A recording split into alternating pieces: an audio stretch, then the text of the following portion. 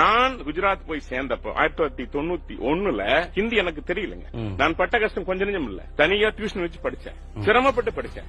அன்னைக்கு தொழிலதிபர் அங்க போய் மாறின தொழில் செஞ்ச 15 வருஷம் குஜராத்ல இருந்தேன். இன்னைக்கும் தமிழ்நாட்டுல தொழில் பண்ற பல பேர் நூல் அனுப்பிச்சுட்டு பஞ்சு அனுப்பிச்சுட்டு இங்கிருந்து பணம் வாங்க போய் கேட்க முடியாம திரும்பி வராங்க சார். போலீஸ்ல கம்ப்ளைண்ட் தராங்க, பணம் தராம தர்றவன் திரும்பி அனுப்புறான் பணம் தராம. Language problem. இன்னைக்கு தமிழ்நாடு தொழில் ரீதியா இன்னைக்கு பின்னோக்கி போய்கொண்டிருக்க முக்கியமான காரணம் ஒரு லாங்குவேஜ். குஜராத் எங்க ஊர்ல கனரக வாகனம் ஓட்டுறவன் லாரி டிரைவருக்கு 7 மொழி தெரியும். இங்க இருந்து வண்டி எடுத்தான்னா தெலுங்கானா வழியா உள்ள போவேன், தெலுங்கு தெரியும்.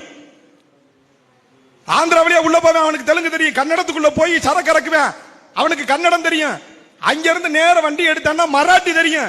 மராட்டிய முடிச்சிட்டு பீகார்ல போய் சரக்கு இறக்குவேன், பீகாரி தெரியும். டெல்லியில மொத்த வேலையை முடிச்சு விட்டு திருப்பி வருவேன், அவனுக்கு ஹிந்தியும் தெரியும்.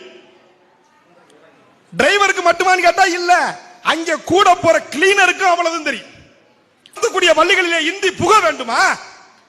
தேவையில்லையே, தேவையில்லையே.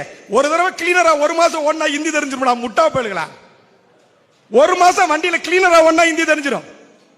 இந்த கொடைக்கானல்ல கடை வச்சிருப்பேன், சுற்றுலா தலத்துல 7 மொழி 8 மொழி பேசுவேன். கன்னியாகுமரியில கடை வச்சிருக்கவன போய் பாரு, 4-5 மொழி பேசுவேன். ஊசி வாசி விக்கிற கூட்டத்துக்கு 5-6 மொழி தெரியும்டா. எந்த பள்ளிக்கூடத்துல போய் படிச்சா? ஆனால் இவன் சொல்கிறான், மொழியை நீங்கள் கற்றுக்கொள்ளாமல் மறுத்து விட்டீர்கள் என்று சொன்னால், ஆரியன் சொல்றான், மொழியை நீங்கள் கற்றுக்கொள்ளாமல் விட்டு விட்டீர்கள் என்று சொன்னால் உங்களுக்கான வேலை வாய்ப்பு தமிழ்நாட்டை தாண்டி எங்குமே கிடைக்காது.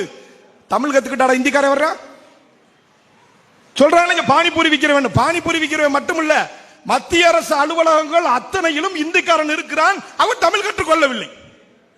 எனக்காக வேலை செய்பவன் ஒரு வங்கியினுடைய காசாளர் அவனுடைய மொழியை மட்டுமே வைத்துக் கொண்டு இதோ காசாலைகளை வாங்கிவிட்டு நம்மிடம் பணம் கொடுக்கிறான்.